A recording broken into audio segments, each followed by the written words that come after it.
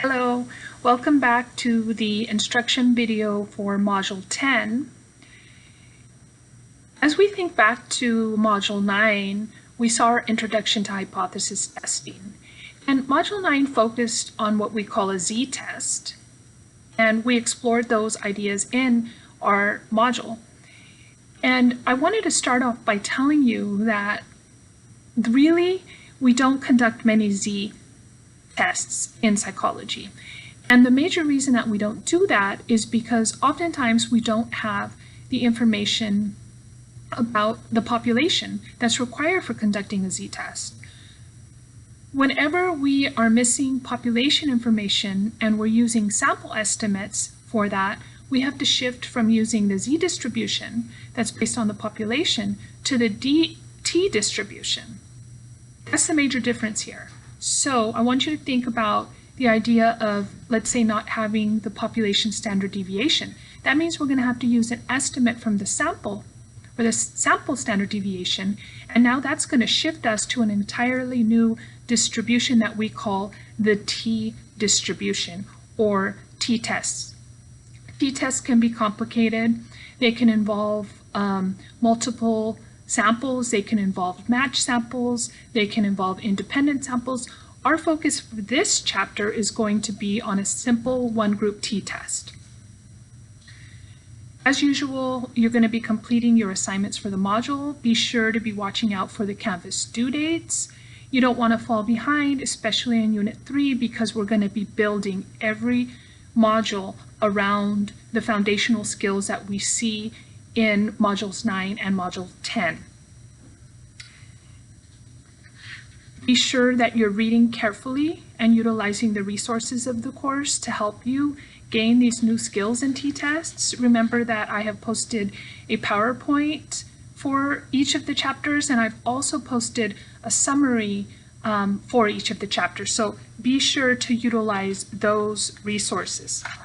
Now, as we get into the chapter on Introduction to T-Tests, I want you to be, again, remembering and thinking about the steps of hypothesis testing.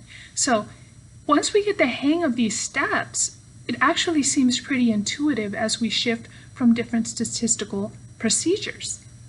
First step, remember, is stating our hypotheses. We're going to state our null hypothesis and we're going to state our alternative hypothesis. And we should state those in both symbols and in words. Now, we're trying to use sample data to make decisions about the population. So our hypotheses will be framed in terms of population symbols. For example, mu.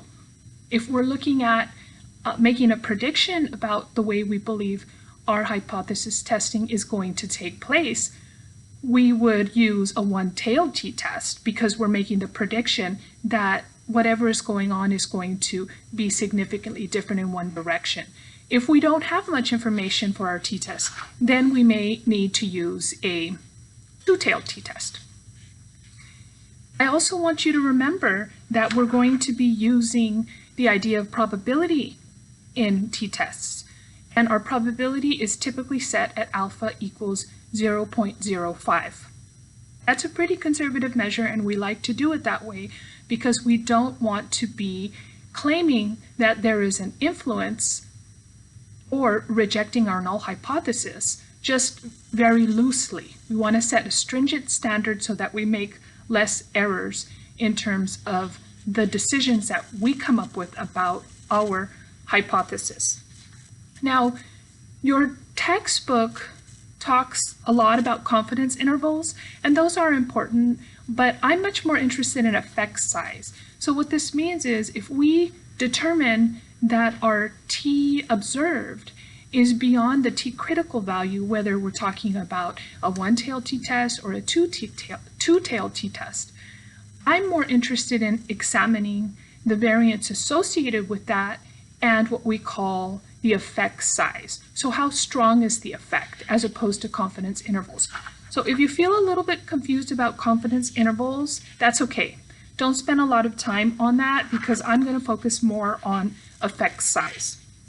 Be sure to go through the PowerPoint so that you can see the examples that I've listed there for conducting a t-test in this module. And as usual, if you have any questions or concerns, please reach out to me. I'm available. You can also post questions that you have about course content on the Q&A for this course. Okay, I will see you back in the next video instructions for this course.